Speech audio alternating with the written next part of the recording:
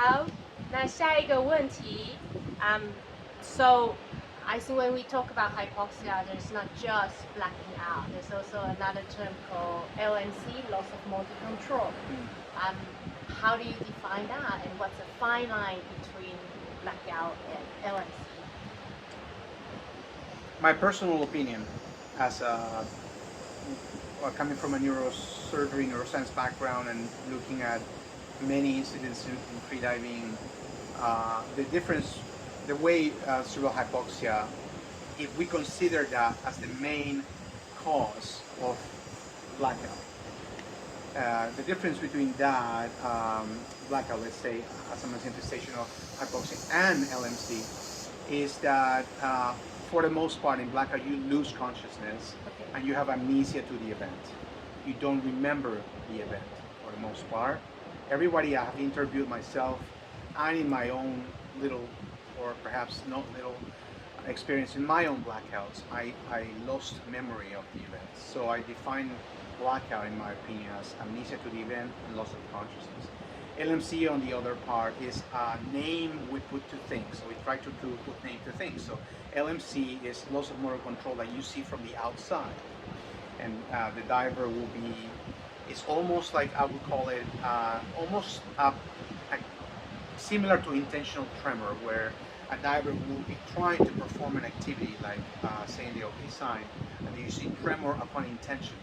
You're trying to perform, you're trying to grab, or you're trying to breathe, and then you lose motor control, you lose fine motor control, fine motor skills.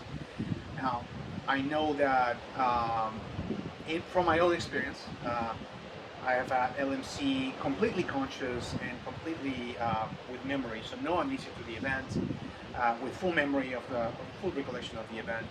But I've also had LMC while I was blacked out. Okay. So I've had unconscious LMC. So I like to separate that in LMC, unconscious, conscious, unconscious, and then full loss of consciousness and blackout. All right.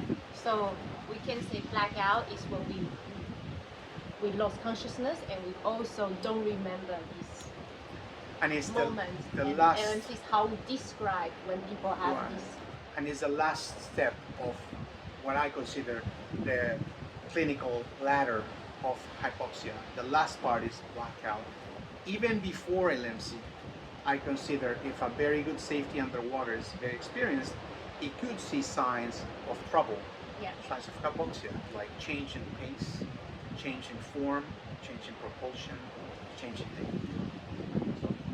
OK， 如果有点长，我会想办法记得。所以基本上呢 ，BO。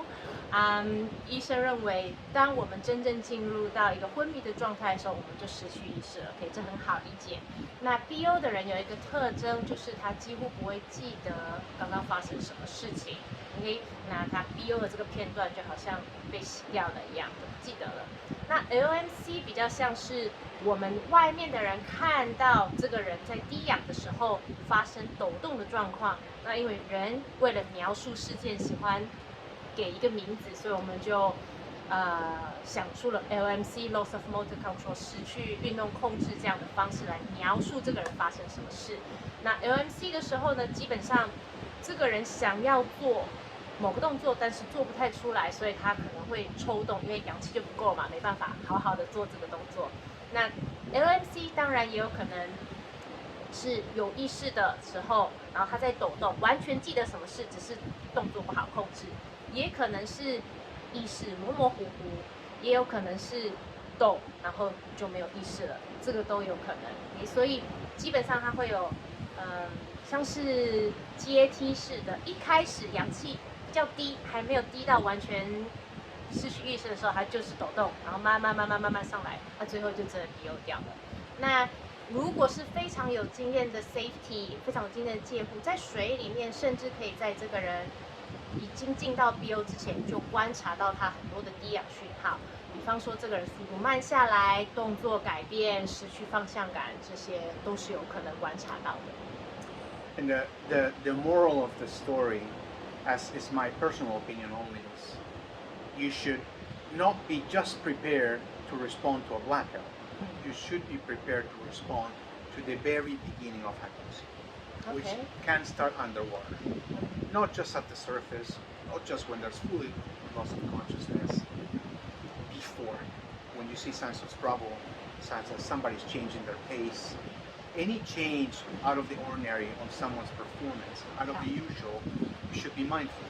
And I feel like you will be doing a service if everyone is more careful that way. Okay? 他刚讲这非常有道理。医生说，当我们做介护员的时候，或是跟别人一起训练潜水的时候呢，我们不应该只是小心 BO 这件事情。OK，BO 可能很多时候发生在水面上啊，你看到人家 BO 去帮忙。但其实，在真正进到 BO 之前，我们就已经可以在水里面看出很多的讯号。当你发现你的潜伴踢蹼或者是滑手的姿势改变呢，突然间慢下来了，发生任何不对劲的地方，你就应该要特别注意，然后及时的去帮助，而不是等让他 BO 了才想办法。